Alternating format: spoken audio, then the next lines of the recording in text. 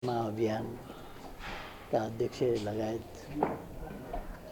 सबै साथीहरू र यसलाई समर्थन गर्ने रुचाउने र यस अभियान महाअभियान रूपी यात्रामा सरिक हुनुभएका सबै साथीहरू छोरी नातिनी जे भए पनि दाजुभाइ दिदीबहिनी नै भन्नु पर्यो यहाँ।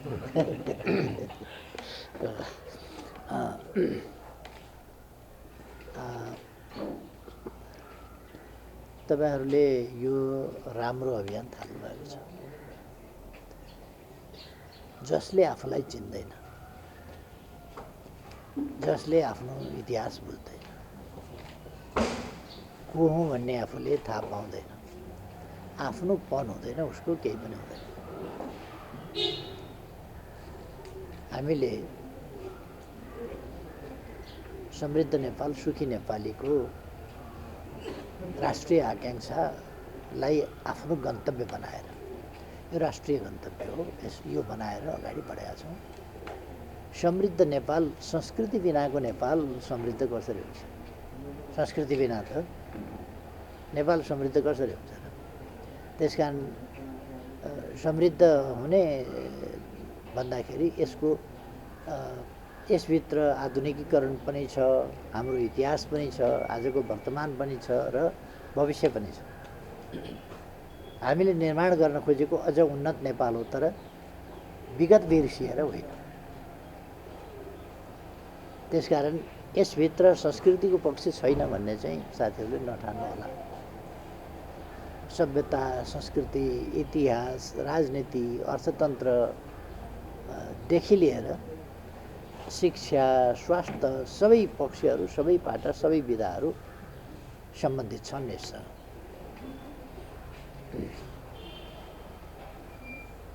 त्यसकारण मान्यजी बसौँ आउनुहोस्।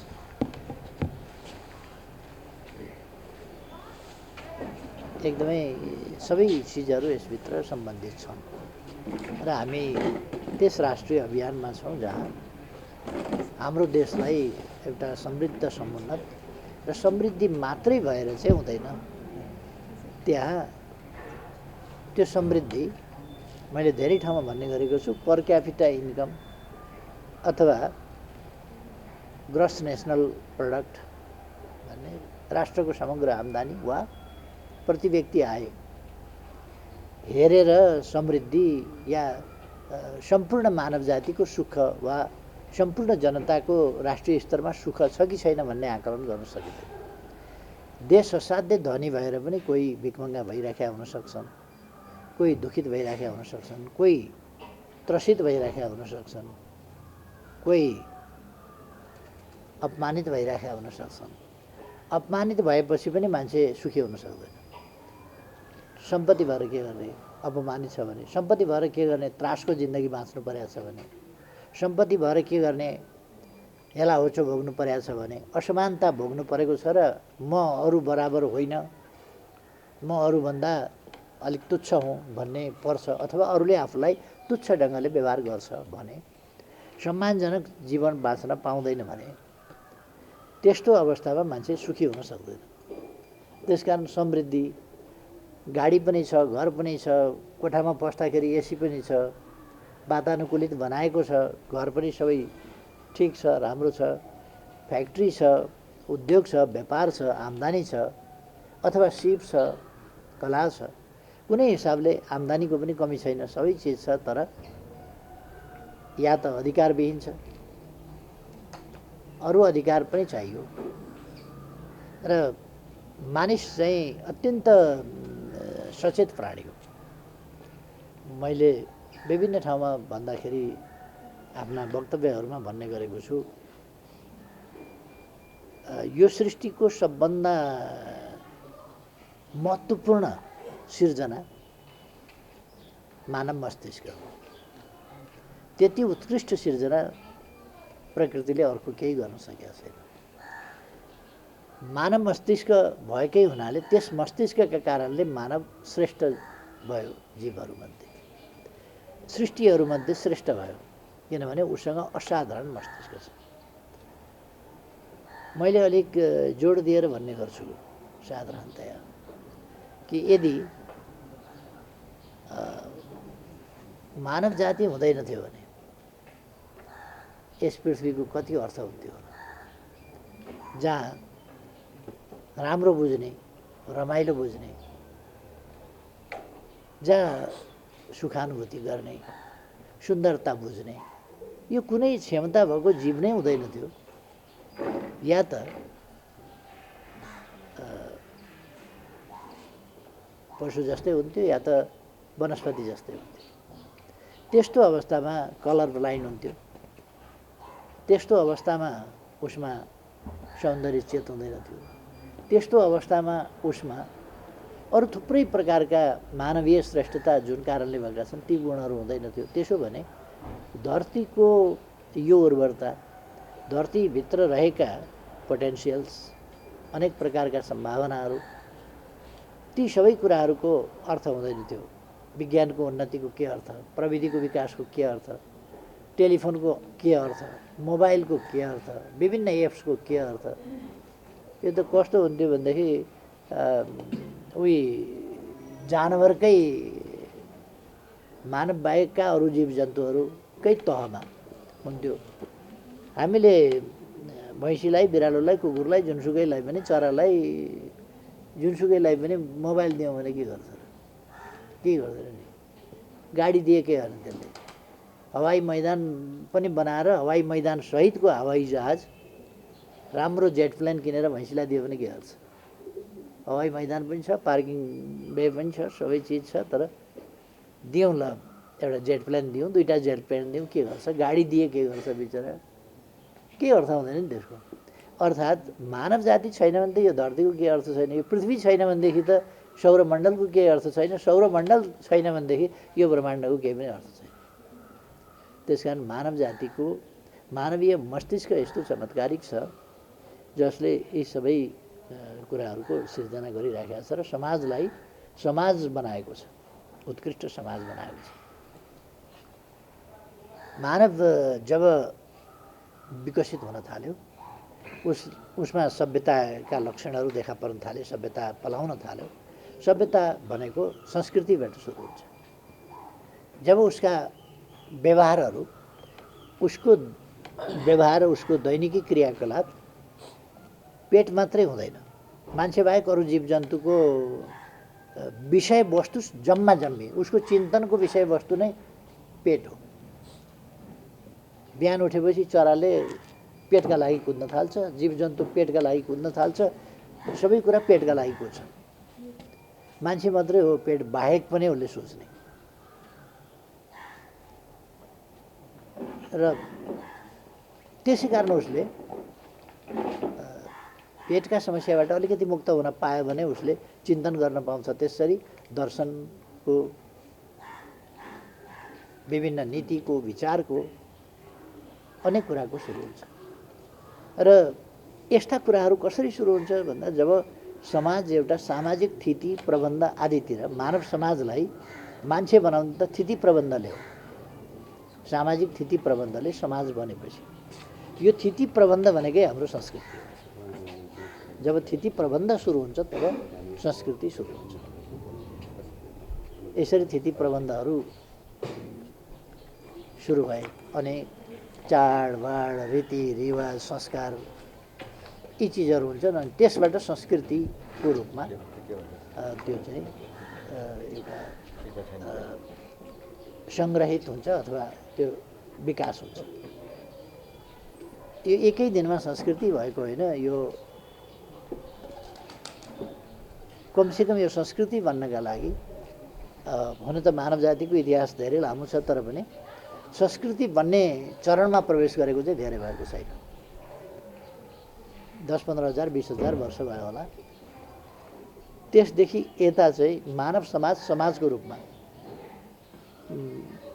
अरू जीवहरू जस्तै एउटा जङ्गली अवस्थाबाट मानवीय चरणतिर प्रवेश गरेपछि अनि सामाजिक प्रबन्धहरू चाहियो, थितिहरू चाहियो र मान्छे मन अर्थात् अप्रशोधित मस्तिष्कको स्टेज, अप्रशोधित मस्तिष्कको अवस्था, मन जसलाई भन्छौँ हामी, त्यसबाट मस्तिष्क अर्थात् त्यो चाहिँ प्रशोधित स्थिति, त्यो प्रशोधित स्थितिबाट ऊ चल्न थाल्यो भनेको उसले अदृश्य बन्धनहरू बनायो। अरू जीवजन्तुहरूलाई हामीले एउटा जमातमा राख्न पर्दा, एक ठाउँमा राख्न पर्दा नियन्त्रित गर्नुपर्छ कि बार लाउनु पर्यो कि दाम्लाले बाँध्नु पर्यो कि तगाराले छेक्नु पर्यो, केहीले छेक्नुपर्छ, नत्र उसले बिगार गर्छ केही न केही।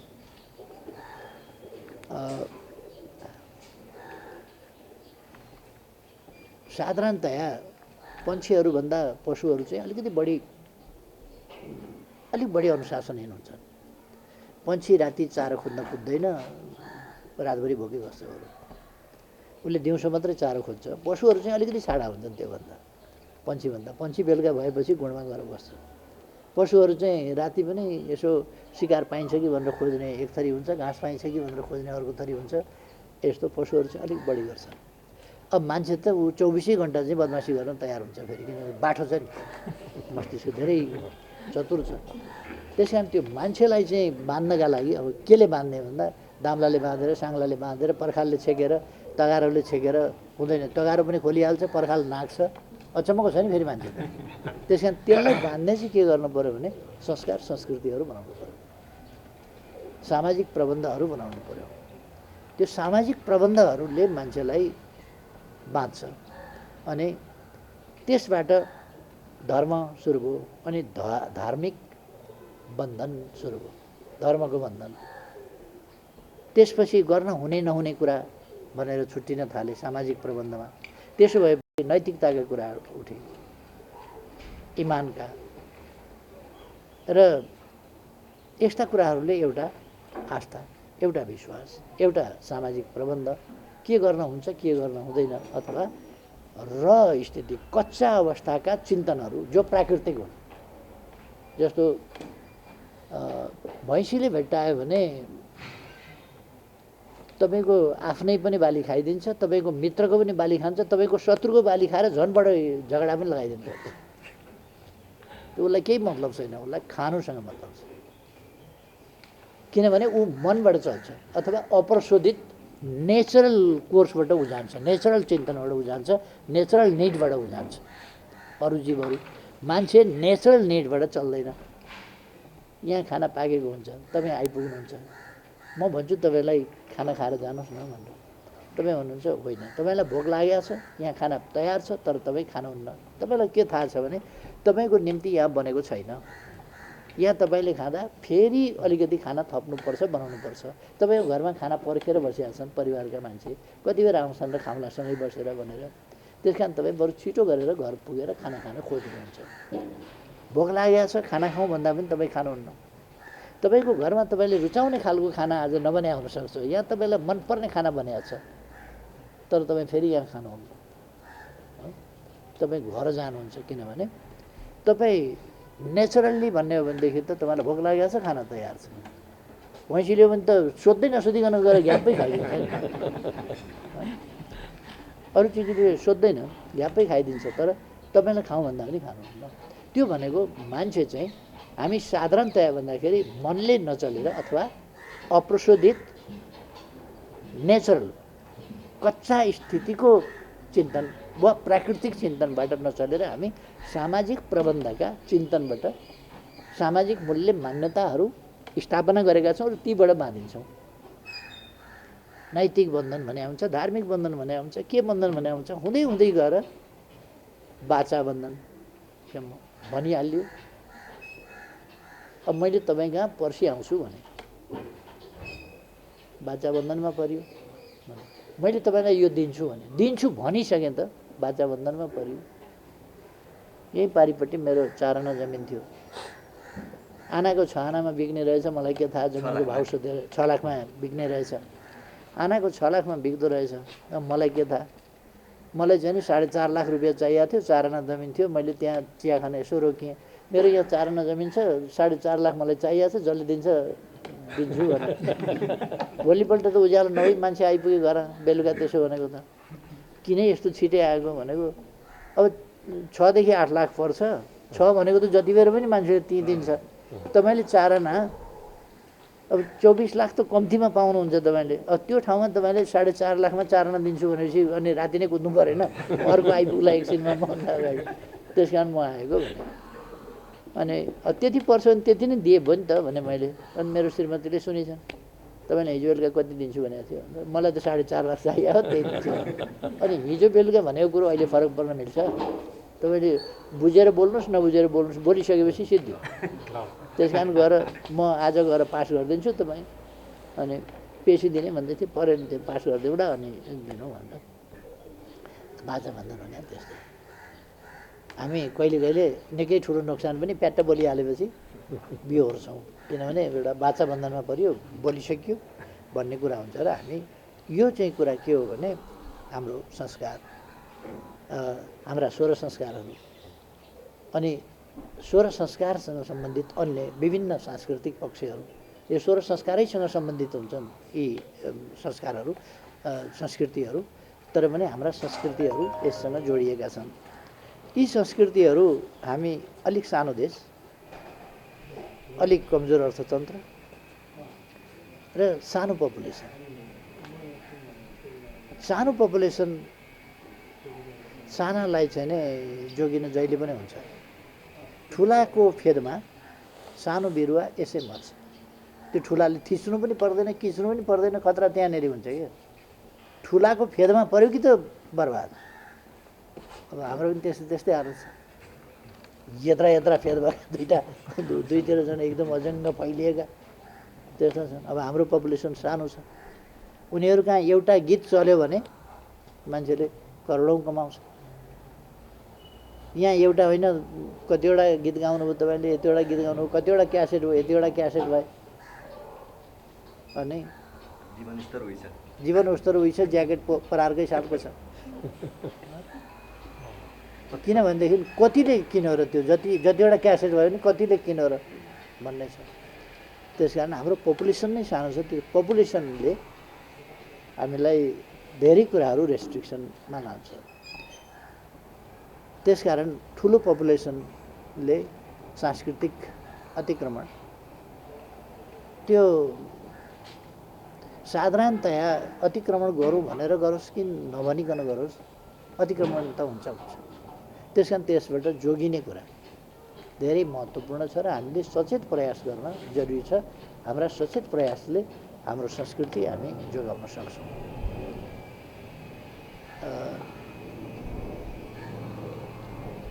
एकपल्ट म अमेरिका घुम्न गएको थिएँ। एकजना युवा मलाई चाहिँ नि गाइड गर्ने थिए, उनले मलाई विभिन्न ठाउँ बताउँथे, हिँडाउँथे।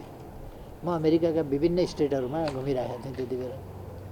अनि उनले एक दिन अमेरिकाको एउटा वर्णन गरे, अर्को दिन अर्को वर्णन गरे, अर्को दिन अर्को वर्णन गरे, अर्को दिन अर्को वर्णन गरे, अर्को दिन अर्को वर्णन गरे।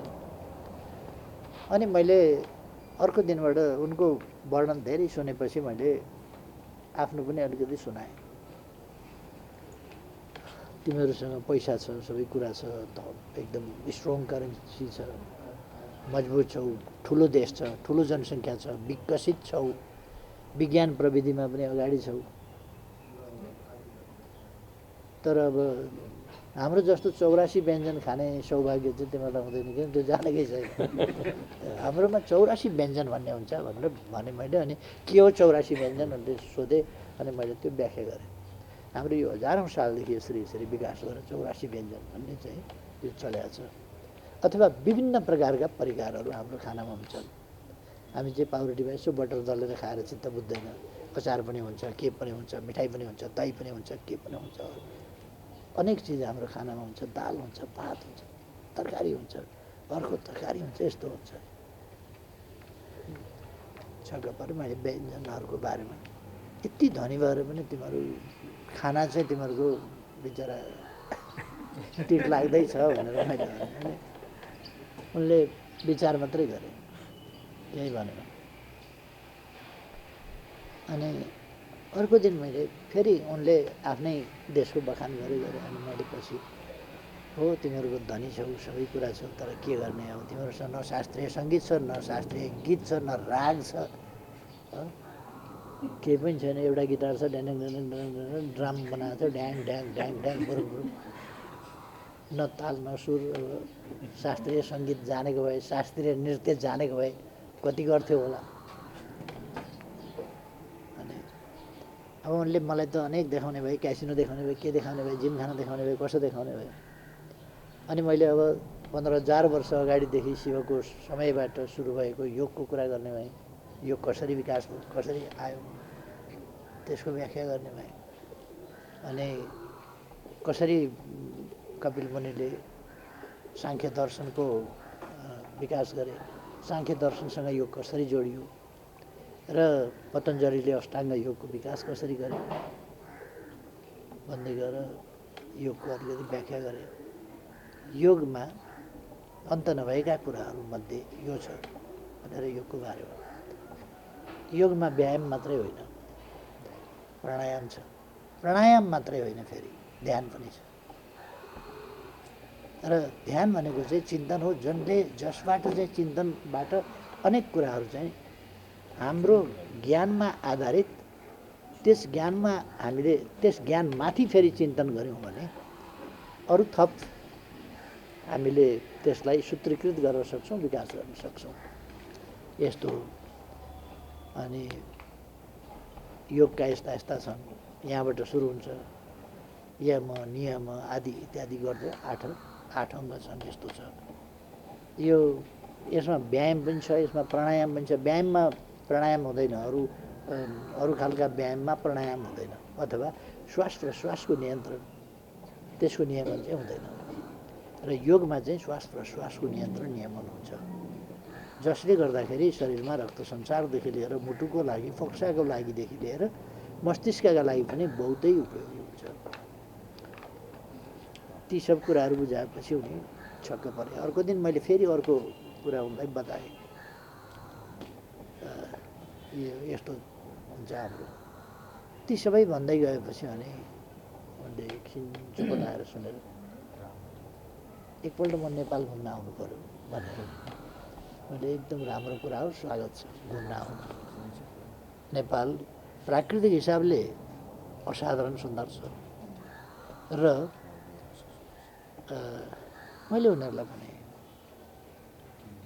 तिमीहरूको हिमालभन्दा हाम्रो हिमाल डबलभन्दा बढी हल्को छ अमेरिकाको हिमालभन्दा। अमेरिकामा पाइने जीवभन्दा हाम्रामा पाइने जीव 10औं-20औं गुणा ठुला छन्। अमेरिकामा पाइने रुखभन्दा हाम्रोमा पाइने रुख यस्ता छन्। अनि मैले बाराको भीमसखुवाको पनि कुरा गरेँ। यति प्रसिद्ध छ एउटा रुख भीमसखुवा भनेर प्रसिद्ध छ, त्यो असाधारण ठुलो भएर। त हाम्रो त हात्ती जन्मिने देश हो, गैँडा जन्मिने देश हो, एकसिङे गैँडा यस्तो हुन्छ, आदि इत्यादि, मयूर यस्तो हुन्छ। अब तिमीहरूले त फोटोमा देखेका छौ भन्ने कुरा गरेपछि अनि यस्तो प्रकृति।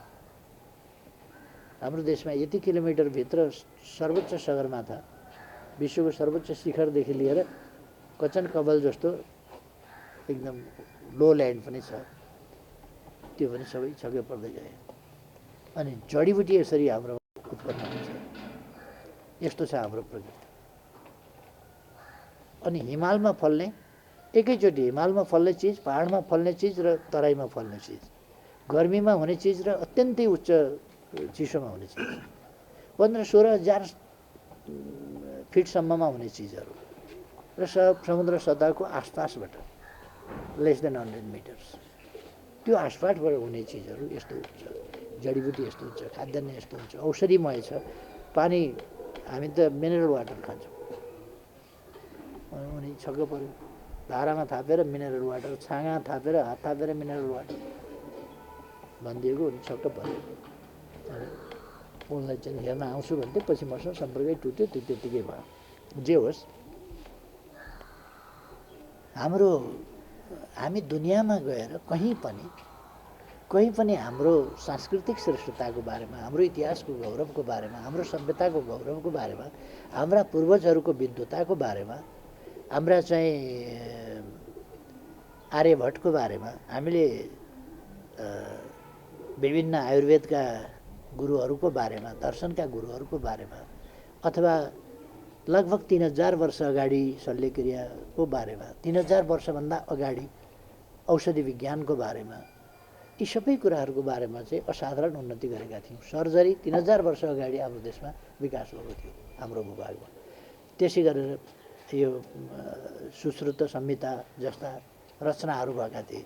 सर्जरी कसरी गर्ने कुन ठाउँको भन्ने कुरा, रोगको निदान कसरी गर्ने, पहिचान कसरी गर्ने, नाडीको गतिबाट कसरी हेर्ने, आँखाबाट कसरी हेर्ने, जिब्रोबाट कसरी हेर्ने र अनेक चिजबाट रोगका लक्षणहरू कसरी, वातबाट सुरु भएको, कफबाट सुरु भएको, पित्तबाट सुरु भएको, केबाट सुरु भएको रोग हो, यसरी चाहिँ उनीहरू वात पित्त अम्लीयता केबाट सुरु हुन्छ, ती सबै कुराहरू छुट्याएका थिए।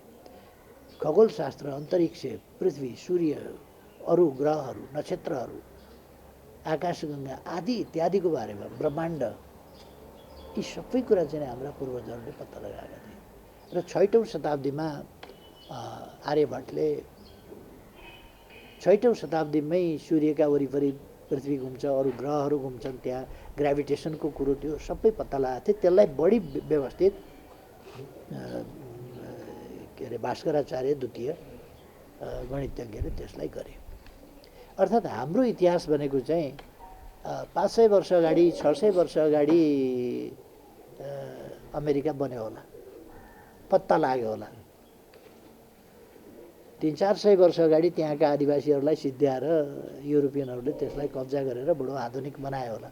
तर इतिहास कति पुरानो छ भन्दा माटोको इतिहास पुरानो होला,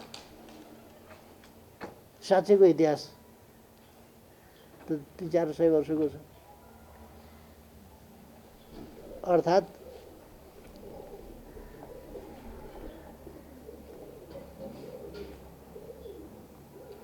पुर्तगालका नाविकले पत्ता लगाए यताकै भन्यो भने 600 वर्ष होला। हाम्रा त 5000 वर्ष अगाडि का त वेद नै छ। त्यसो भएर अक्षरको आविष्कार गर्ने, ध्वनिलाई लिपि, लिपिलाई ध्वनिमा आविष्कार गर्ने हामी हौँ। यसरी हाम्रो गणित, तिनै आर्यभट्टले गणित, त्यसमा शून्य थप्ने, दशमलव, यी सब चिजहरूको आविष्कार गरेका थिए आर्यभट्टले। अब भइदियो के भने त्यसभन्दा पछि जस्तो हाम्रोमा कति समय अगाडिदेखि दर्शनबारे चिन्तन भयो। त्रेता युगमा जनकपुरमा दर्शन सम्बन्धी चिन्तन मनन छलफल बहस हुन्थ्यो, शास्त्रार्थ भनिन्थ्यो। शास्त्रार्थको एउटा चाहिँ अखडा थियो जनकपुर, र त्यहाँ अष्टवक्र भए, अरू भए, यिनीहरूको चाहिँ चलिरहन्थ्यो। यो त्रेता युगको कुरा हो, जनकको समय, रामको समय भनेको त्यति बेर फिलोसफीको बारेमा कुरा हुन्थ्यो। हाम्रा पुराणहरूमा साइन्टिफिक फिलोसफीको बारेमा अहिले पनि कुरा हामी पुराणहरूमा हेर्न सक्छौँ। अब हो कोही कोही चाहिँ हामी एकदम बहकिन पनि हुँदैन, पुराण भन्ने बित्तिकै चाहिँ बहकिन पनि हुँदैन। कोही पुराण चाहिँ नि कसरी, यसो हेर तपाईँको खल्तीमा कलम रहेछ, त्यो कसरी कलम फुत्काउने भन्ने शास्त्र चाहिँ त्यस्ता छन् क्या, सट्टु शास्त्र नि। कलम कसरी फुत्काउने, ओहो तपाईँ हातमा मोबाइल रहेछ, तपाईँको मोबाइल कसरी फुत्काउने भनेर हेर्नुहोस्।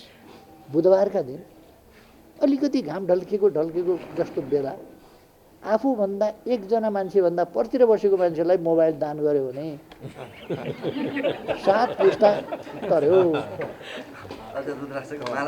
हो, रुद्राक्षको माला लाग्यो, दुईटा रुद्राक्षको माला लाग्यो, 78 माला, 2वटा जने लाग्यो। यस्तो मान्छे त्यो संयोगले मात्रै फेला पर्छ। त्यस्तो मान्छे फेला परेको बेला मोबाइल हातमा छ भने दान गरिहाल्नु। त्यसो भए 7 पुस्ता पहिलेको पनि तर्छ, पछिको पनि तर्छ भन्ने शास्त्र बनाएर मोबाइल फुत्काउने। यो पुराणमा भर नपरौँ हामी। यो चाहिँ छट्टु ब्राह्मण तरिका हो क्या। यस्ता छन्, गरुड पुराण अनुसार के छन् क्या। यो चाहिँ के भने कर्मकाण्डी छट्टु पुराण भन्छु मैले। त्यो पुराण भनेर छट्टु पुराणका पछाडि हो भने साँच्चैको स्कन्द पुराण आदि पुराणहरू छन् नि, त्यस्ता पुराणहरूका पछाडि अलिक जहाँ नलेज छ, विद्वत्ता छ, छट्टुगिरी छैन, मान्छे ठग्ने छैन, त्यो कुरा चाहिँ हाम्रो खास संस्कृति हो क्या। छट्याइ फट्याइ चाहिँ होइन। यो त्यो एउटा हामीले चाहिँ छुट्याइदिनुपर्छ। हाँसले त फोहोरबाट चाहिँ नि ऊ छुट्याउँछ खानेकुरा र फोहोर। हाँसले पानी र दुध छुट्याउँछ भने हामी त मान्छे हो नि धेरै ब्रेनी। त्यही कारण हामीले यस्ता कुराहरूलाई पनि छुट्याउनुपर्छ र हाम्रो संस्कृतिलाई मासिन नदिन, हाम्रो गौरवपूर्ण इतिहासलाई सम्झाउन मैले जुन राष्ट्रिय चेतनाको, राष्ट्रिय स्वाभिमानको एउटा अभियान, मलाई मौका पनि मिल्यो सरकारमा बसेर सजिलो हुन्छ यस्तो कुराहरू सञ्चालन गर्न। त्यस कारण मैले राष्ट्रिय स्वाभिमानको एउटा हामी गर्न सक्छौँ भन्ने एउटा यस्तो भावनाहरू जसले अपनत्वको एउटा बोध दिन्छ, आफ्नोपन दिन्छ र आफ्नो स्वाभिमान दिन्छ। र आफ्नो स्वाभिमान भएपछि स्वाभिमान छैन भने के भयो र? त्यो मान्छे यस्तो आधा मृत्यु जस्तो भएको हुन्छ नि, मानवीय स्तरमै उठ्न सकेका हुँदैन। एकजना डाक्टरले मलाई भन्नुभयो बरबरा सिरा जानुभएछ बिमारीको त्यो क्याम्प राख्नु नि, स्वास्थ्य शिविर राख्न जानुभएछ। अगाडि बिमारी जाँच्नका लागि कुर्सी राख्नुभयो, आफू पनि कुर्सीमा बस्नुभयो। एकजना मान्छे आए, कुर्सी यहाँ छ, यहाँ बसे। होइन यहाँ बस्नुहोस् न भने, कुर्सीमा म जिन्दगीमा बसेको छैन हजुर, बस्न मिल्दैन। कहिले बस्या पनि छैन, म फलानु जातको मान्छे हुँ, त्यस कारण कुर्सीमा बस्न मिल्दैन भन्छ। आफू उसलाई यति दबाएको छ, बस भन्दाखेरि पनि कुर्सीमा बस्दैन। यति मनोबल टुटाएको छ, यति स्वाभिमान भाँचकुच पारेको छ नि उसको। त्यस कारण त्यो स्वाभिमान हामीले जगाउने। अब मैले उठाएको राष्ट्रको स्वाभिमान भनेको पनि भुइँमा बस्ने ठाउँबाट कुर्सीमा बस्ने ठाउँमा पुगोस् न। अब हामी विदेश गयो भने मैले त्यसै कारण एउटा भारतीय टेलिभिजनलाई इन्टरभ्यू दिँदाखेरि पनि भनेको थिएँ, को जेठो को कान्छो आदि इत्यादिका कुरा निकाले। मैले पनि जेठो कान्छो हुनसक्छ, अब उमेरका हिसाबले दाइ भाइ हुनसक्छ, तर दुईवटा देशको नेता भेट भयो भने, दुईवटा देशको प्रधानमन्त्री भयो भने भेट भयो भने दुईवटा देशको प्रधानमन्त्री हुन्छ। त्यहाँ सानो देशको सानो प्रधानमन्त्री, ठुलो देशको ठुलो प्रधानमन्त्री होइन, दुईवटा प्रधानमन्त्री। त्यस कारण यो तपाईँहरूले अवधारणा राख्नु हुँदैन। यस्तो यो भनेको राष्ट्रिय स्वाभिमानको कुरा हो, हाम्रो सार्वभौम सत्ताको कुरा हो, हाम्रो सांस्कृतिक उत्थानको कुरा हो, हाम्रो मोरल बुस्टअपको कुरा हो यो। त्यस कारण हामीले यस्तो कुराहरूलाई अगाडि लानुपर्छ। अहिले मैले एकजना डाक्टर साहब त्यहाँ हुनुहुन्छ, मैले उहाँको प्रवचन सुन्नका लागि उहाँलाई राखिरहेको छु। उहाँले नेपाल बाहिर पढेर भर्खरै आउनुभयो नेपाल केही वर्ष अगाडि, र उहाँ अहिले उपचार गरिराख्नु भएको छ। उहाँले मधुमेह, उहाँले सुगर, यो उसलाई के अरे ब्लड प्रेसर, यस्ता कुराहरूलाई चाहिँ कसरी ठिक गर्न सकिन्छ भनेर मैले त्यही कुरा गरिराखेको छु। अब मैले गरेको म यो मेडिकल पेसाको नभएको हुनाले मान्छेले अलिकति कम खान्छ नि कुरो, जसको कुरो जेमा अनुभव छ। मैले खेती यसरी गर्नुपर्छ भन्दाखेरि मान्छेले त्यति पत्याउँदैन, यस्तो छ भनेर कहिले कहिले पत्याउँदैन। स्याङ्जा जेलमा रुमाल बन्ने भाइहरू थिए, ढङ्ग नसँगको रुमाल बनाउने क्या त्यो बुट्टाहरूले नि। अनि मैले भने भाइ तिमीले यसो गर्यो भनेदेखि त यो राम्रो हुन्थ्यो होला नि, किन यस्तो बनाउँछौ, यसो गर न भने। उसले के भन्यो, हो सर कलम चलाउँछ कलम, क्या यो चलाउने काम चाहिँ गर्नु न सर, त्यत्तिकै उपदेश दिने भने यहाँ ल्याउ त भने। अनि मैले भने यसरी गर न। एकछिन देखाएपछि एउटा फुल मैले बनाएपछि उनीहरू छक्क परे। तपाईँले कहाँ सिक्यो भने, सिक्या होइन कि यसो अनुमान गरेको मैले। अनुमान गर्दा हुन्छ नि त, तिमीहरू किन अनुमान गर्दैनौ भने। अनि उनीहरूले त्यसै गरेर त्यसपछि भने त्यहाँ, र त्यो उनीहरूको बिक्री धेरै बढ्यो। अलिकति इनोभेटिभ सोच लगाएर त हुन्छ नि। मान्छेले अर्को जो मान्छेले जुन काम गरिरहेको छ त्यो भयो भनेदेखि अलिक विश्वास गर्छ नि मान्छेले। मैले भन्ने गरेको छु एउटा भान्सामा विष रहित भान्सा, हाम्रो किचन चाहिँ विषरहित हुनुपर्दछ, हाम्रो खानेकुरा विषरहित हुनुपर्दछ। हामीले अमृतमय खानेकुरा खानुपर्दछ, पवित्र खानेकुरा, चोखो खानेकुरा खानुपर्दछ। अस्ति मलाई एकजना साथीले सोध्नुभयो कुखुराको अन्डा शाकाहारी हो कि मांसाहारी हो। मैले भने अब एकदम सजिलो छ। यदि शाकाहारी हुने हो भने उम्रिएको खाऊ, जन्मिएको नखाऊ। जन्मिएको जति मांसाहारी हो, उम्रिएको जति शाकाहारी हो। सिम्पल कुरा छ। उम्रिएको खाऊ, जन्मिएको नखाऊ, द्याट्स अल।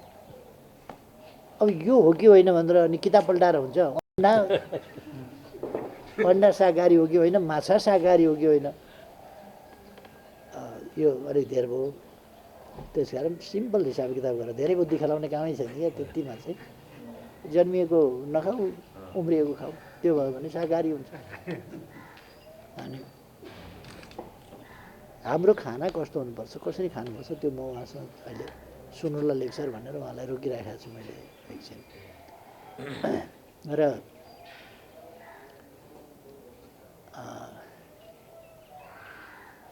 यो सबै कुरा पनि फेरि यो हाम्रो खानेकुरा पनि हाम्रो परम्परासँग जोडिएको छ, संस्कृतिसँग जोडिएको छ।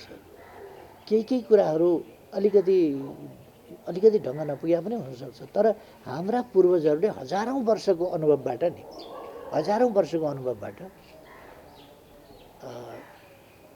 जस्तो भन्नु न, म त मान्छेहरूको भिड मान्छु अहिलेसम्म पनि। म किडनी ट्रान्सप्लान्ट गरेको मान्छे, मेरो इम्युन सिस्टम 0 छ, इम्युन लेभल 0 छ।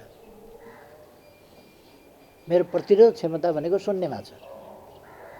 म मान्छेहरूको भिडमा छु, तर पनि अहिलेसम्म चाहिँ कोरोनाले समाउन सकेको छैन। मेरो विश्वास के छ भनेदेखि हाम्रा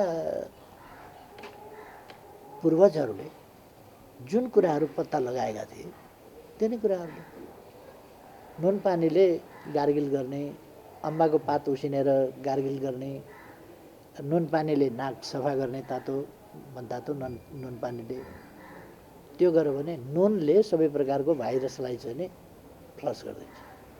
हामी जीवित मृतक जे भनौँ, मृत जे भनौँ, भाइरस वास्तवमा जीवित तत्त्व त होइन, तर पनि अब त्यसलाई जीवितको रूपमा, अर्धजीवितको रूपमा साइन्टिस्टहरूको थुप्रै छ। अहिले पछिल्लो समयमा चाहिँ के युनिभर्सिटीले रिसर्च गरेर यो जीवित चाहिँ होइन, तर त्यसको आउटर लेयर चाहिँ फ्याटी हुन्छ, त्यो फ्याटी लेयर चाहिँ पखालिएन भने त्यसले जीवितको काम गर्छ फेरि।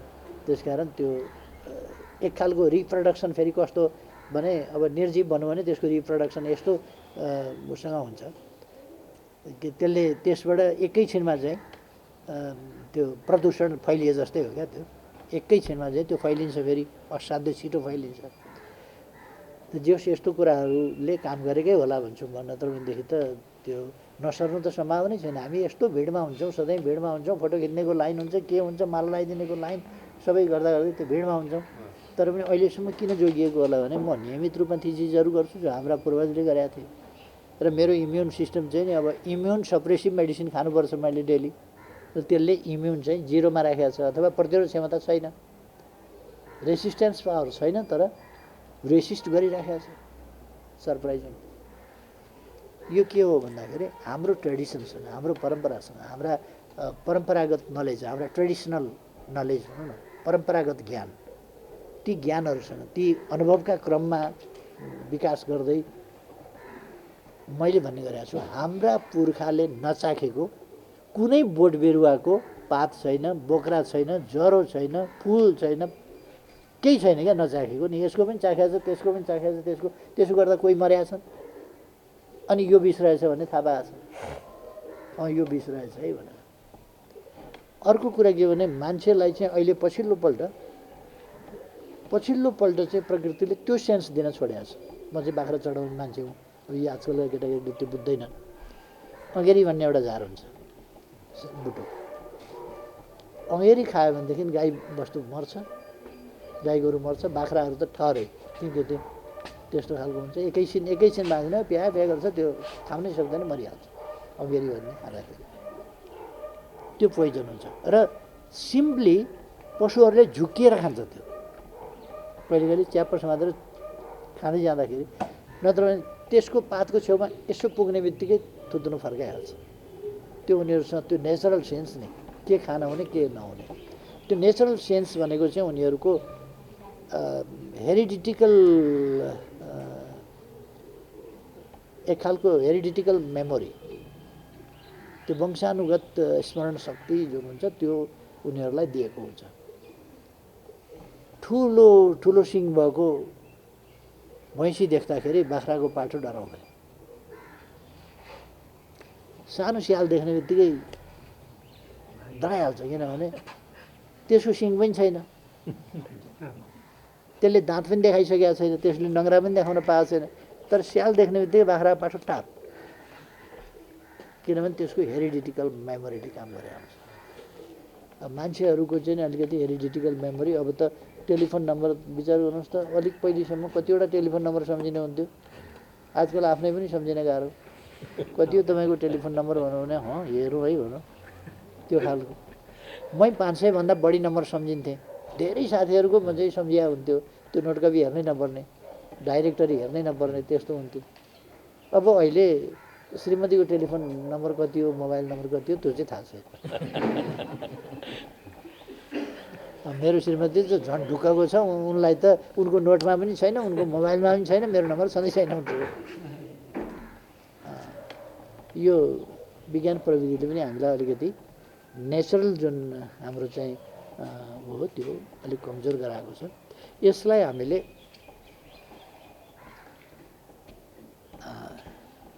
अब आजको विज्ञान प्रविधिको समेत उपयोग गर्दै, तर हामीले हाम्रो ट्रेडिसनका राम्रा पक्षहरू, हाम्रो ज्ञानका राम्रा पक्षहरू, हाम्रा प्रचलनका राम्रा पक्षहरू, हाम्रा संस्कार र संस्कृतिका राम्रा पक्षहरू, ती कुराहरूलाई संरक्षण गर्नु, प्रवर्धन गर्नु र अगाडि बढाउनु जरुरी छ। यस कुरामा तपाईँहरू लाग्नुभएको छ, धेरै स्वागतको कुरा हो।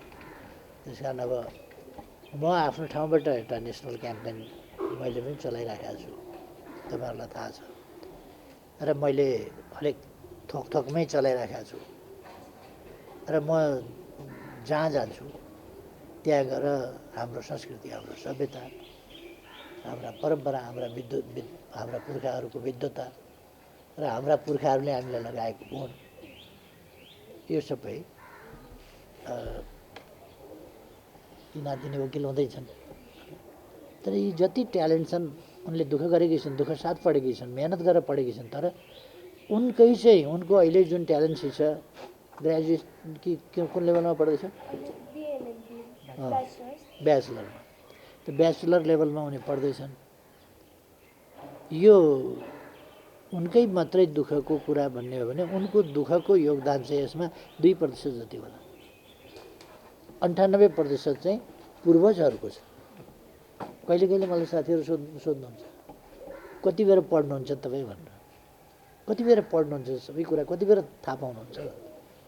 म भन्छु मैले नपढेका कुरा उहिले आर्यभट्टले पढाएको थिएँ, त्यहाँबाट पनि अलिकति जेनेटिक मेमोरीमा आएको छ। कतिवटा कुरा त्यहाँबाट तान्छु म, आर्यभट्टले पढाएको थिएँ, अर्को उसले पढाएको थिएँ, कपिल मुनिले पढाएको थिएँ, फिलोसफी पढाएको थिएँ, चारवाकले पढाएको थिएँ, अर्कोले पढाएको थिएँ, अष्टवक्रले पढाएको थिएँ। त्यो मेमोरी पनि मुख्य त हाम्रो बेस त त्यही हो नि, त्यसैबाट आएको न हो।